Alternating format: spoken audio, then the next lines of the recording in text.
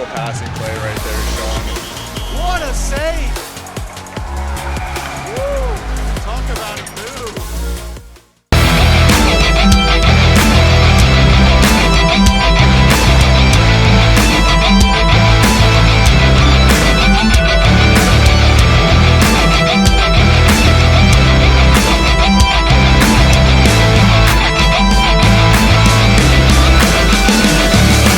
Welcome to another exciting edition to Grove City Hockey Presents Hockey in our neck of the woods, and you, sir, were a very talked about person towards the end.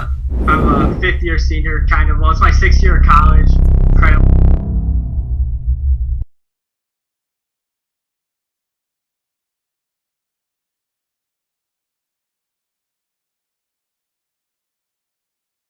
Welcome to GCH Podcast. I'm your host, Ben W. Stock, and with me is Adam Garrett. Adam is a league director out of Indianapolis, Indiana, with their youth program. We're doing a youth program profile today.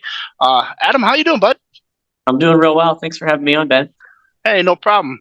So tell us a little bit about inline hockey or youth inline hockey in the Indianapolis area. Yeah, it's something that we're really trying to develop. I think this is probably the fourth season we've tried to do something. We got a little derailed from COVID, but I played with a group called Indy Inline and have several friends that have kids that played with them. And so we're trying to grow the game here in Indiana.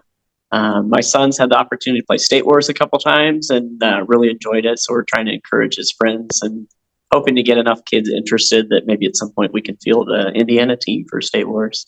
Nice. So now Indy Inline is based out of Ellenberger Park in Indianapolis, Indiana. They also participate in MyHa, which your T4 team just played in the MyHa Championships this past weekend. Are you on that T4 team? I am not. I played with those guys a whole bunch until my kids' hockey career really took off, and now I don't really have as much time. We do an annual fundraising Ironman, so I just played that with them, and I try to jump out with pickup and things like that. Cool. So tell us a little bit about yourself and how you kind of got into the sport of hockey.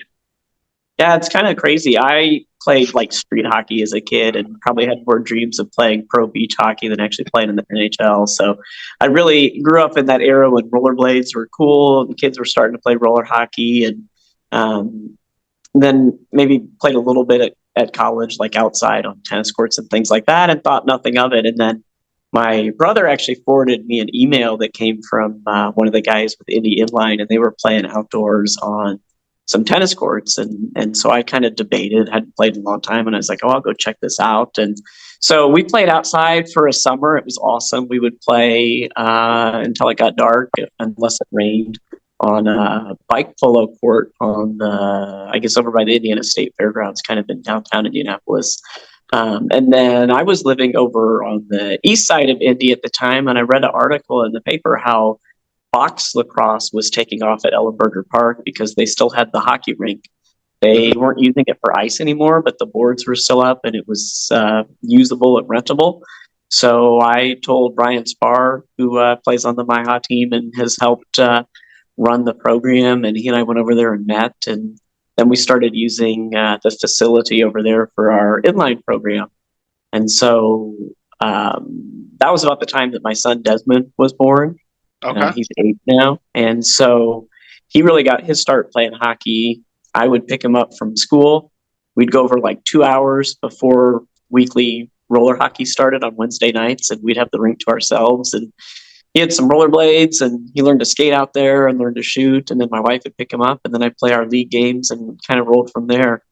And so when he was probably before he turned 2, I took him up to Fort Wayne when they had State Wars up there because some of the guys from Indy Inline had a team, and boy, his eyes lit up, and I knew that was something he wanted to end up doing. And so he ended up getting connected with the folks out of Illinois with the Pamela Beta Golden Knights.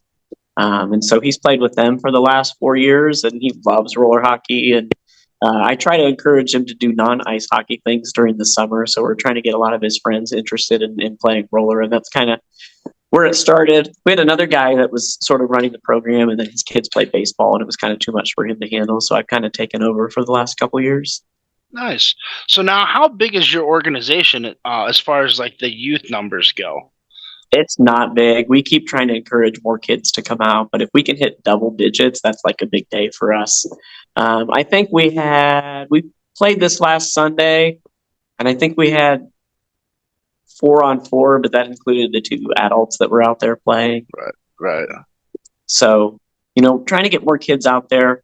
I'm really excited. We have Brandon Hawkins, who is a pro roller player who plays for the Toledo Walleye. He's agreed to come out to our session on June 25th. I'm so stoked about that. And so I'm hoping we can get the word out there that we get a lot of kids out there.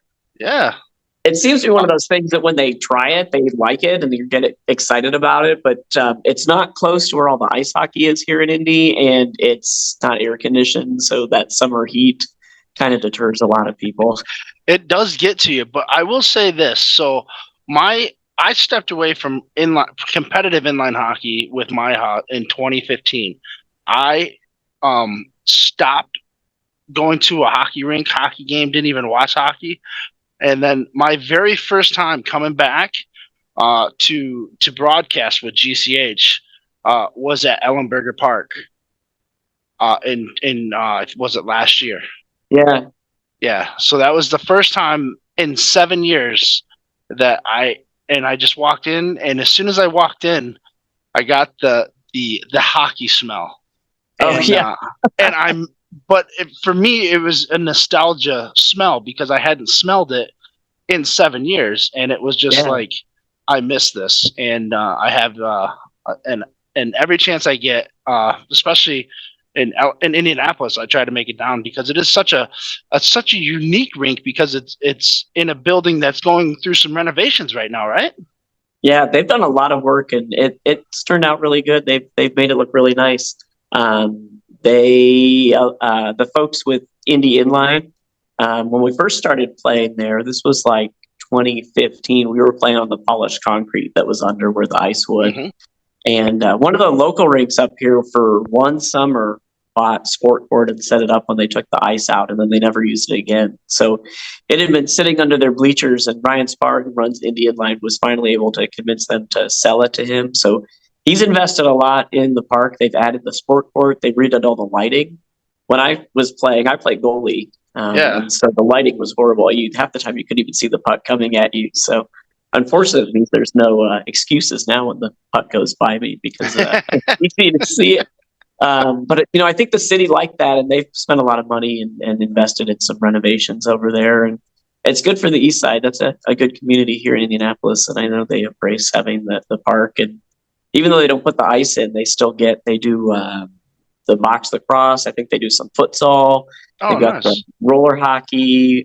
We've had some roller derby over there, and I know they told me they're even having a wrestling event coming up. So I know the facility's getting used, and I think a lot of that you can credit back to Indy Inline and the fact that we just read this article in the paper that they were running stuff out of there, and it was the perfect spot for us to go and do some roller hockey. Nice. So now, can you tell me a little bit of the state of inline hockey in the Indianapolis area?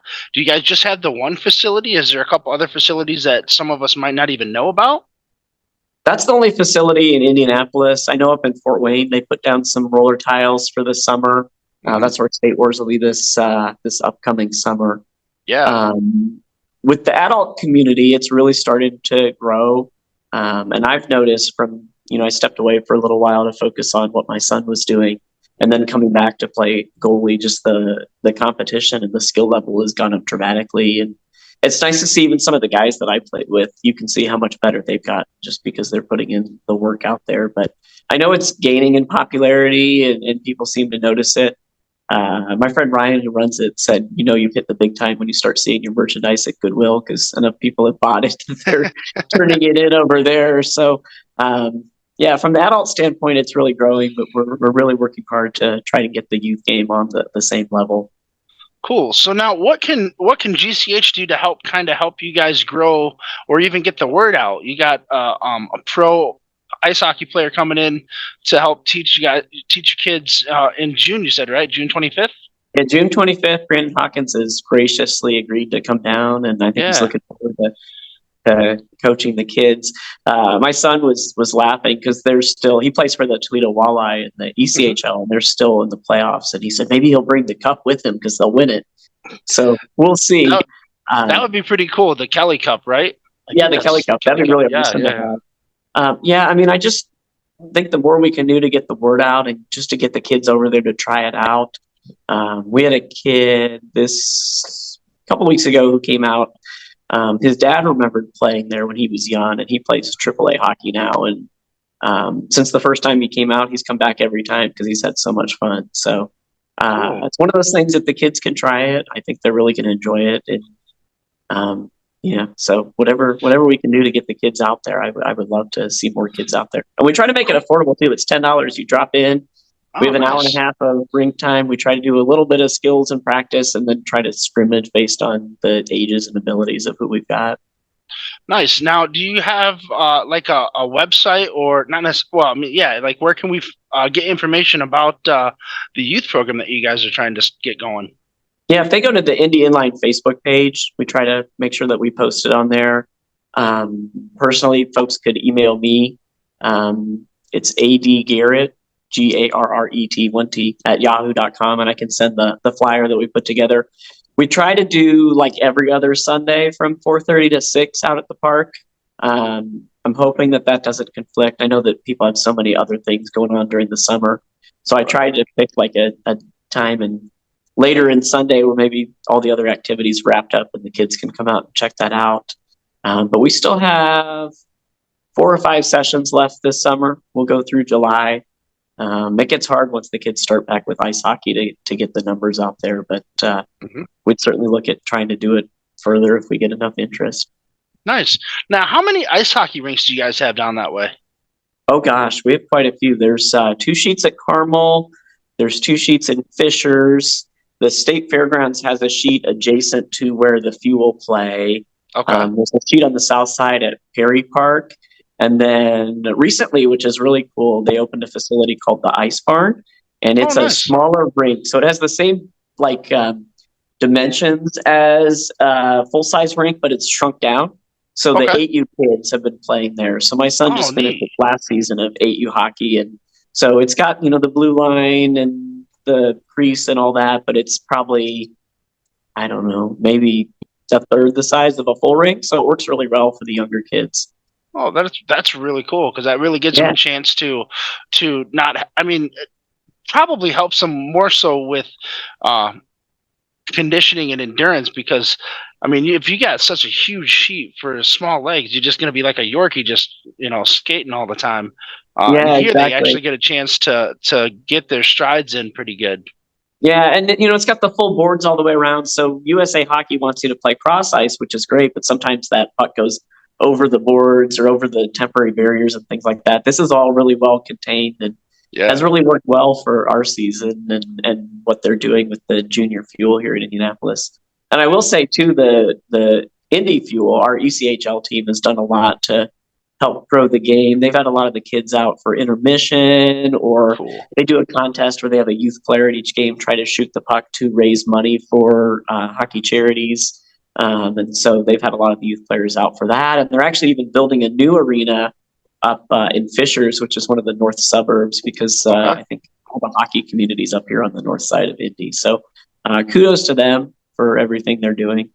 I've been telling people, Indianapolis has hit the hockey market and is in the right direction because we're finally having a pure hockey open up here. So that's exciting. That's awesome.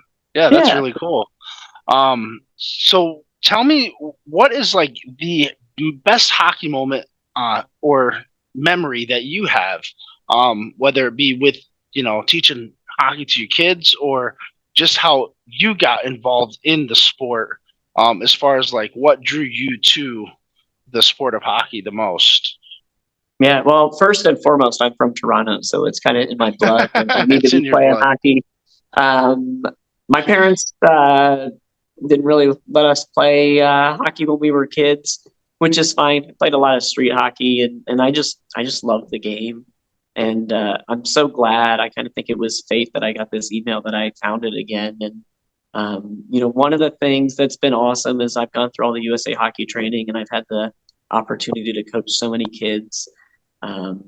The first year that my son played competitive mite hockey, we won the league championship. So that was really cool to see. Oh, that is cool. And I've heard from some parents who've just been so thankful that for the work that I've done to help them out. But anything I can do to grow the game is kind of my objective here. And my son's had a lot of amazing opportunities, and so probably some of my best memories are being able to tag along with him. He's trained with a variety of ECHL players, and he's been featured a couple times on NHL social media. And oh, that's cool. Going to State Wars is just the coolest experience, just to see how much fun he's having and the competition there. And yeah, I mean, hockey's a great game, and the fact that even now I can throw on my pads and we can go to a stick and puck and he can shoot on me. It's cool just to be able to share that with him. And, hopefully as he gets older and his skill level gets even better, I can still go out there and try to keep up with him. But, I mean, hockey's amazing. And one of the things that I'm really trying to do is make sure that it's available to everyone. We had a kid when we skated this past Sunday who hadn't played in a while, and he tried to put his skates on, and I think they were a couple sizes too small. And I was like, dude, just take your shoes off and play or take your skates off and play in your shoes. And so he was kind of cherry picking down at the end, but we were making sure to pass to him and keep him included. I want to see as many kids as possible get the opportunity to experience this. I think that I'm very blessed and fortunate to be in a situation where he can provide for my son so he can play hockey and chase those dreams. But anything that we can do to help other kids. I guess probably one of my most favorite things and fondest memories is the local youth program here, the Junior Fuel did a program through the local elementary school district to try to get some kids out to learn to skate and get them encouraged to hockey. And even though my son is 8, most of these kids are older than him. He asked if he could go out there and help coach those kids because he wants to share that game with them. Oh, that's so cool. Yeah. So he's adopted and he's Black, and he is doing a lot of work to try to show people that there's a place for kids like him in the game. And even at 6, he asked during the summer if he could go and help coach some of the learn to play kids, because he thought if kids saw somebody that looked like him, it might encourage them to come and play hockey too. So really proud of him and the effort that he does and really glad to support him and try to make opportunities for everybody. Hockey should be for everybody. Oh, absolutely. And I think that's really cool that he has that drive and that willingness to go out there and be like, you know what? I may not look like everybody else, but this is something I love to do, and I want to help teach that to anybody and everybody that wants to learn how to play the game. So that says a lot about your character as well. That you and the missus are doing something right. So, hats off to you guys for that. That's amazing. And if anybody has any equipment they would like to donate, don't hesitate to reach out to Adam. It sounds like they got some skates or some pads or some sticks that they could always use to help, let the kids come out and try it out. I mean, that's one of the best things to do is to, have some extra equipment laying around. So that way those kids that are just happen to be walking by and they kind of want to try it out, and you just let them give it a shot. 100%. We'd love those donations, and we could certainly put those to great use to try to get some more kids to come out and play. Awesome. Well, Adam, I appreciate you taking the time. We're going to be right back with more from GCH. Thank you so much.